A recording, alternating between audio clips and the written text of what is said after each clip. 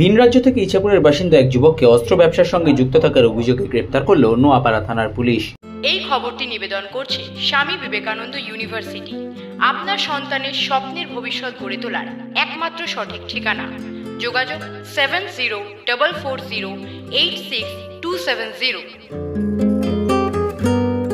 ভিন রাজ্য থেকে অস্ত্র এনে ব্যারাকপুর মহকুমার বিভিন্ন জায়গায় অস্ত্র দুষ্কৃতীদের বিক্রি করার অভিযোগে ইছাপুরের বাসিন্দা শুভজিৎ দেব ওরফে আরিয়ান নামের এক যুবককে গ্রেপ্তার করল নোয়াপাড়া থানার পুলিশ।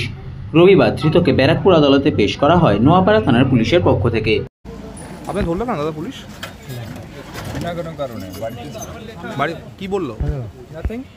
হঠাৎ করে তুলে নিয়ে আসলো?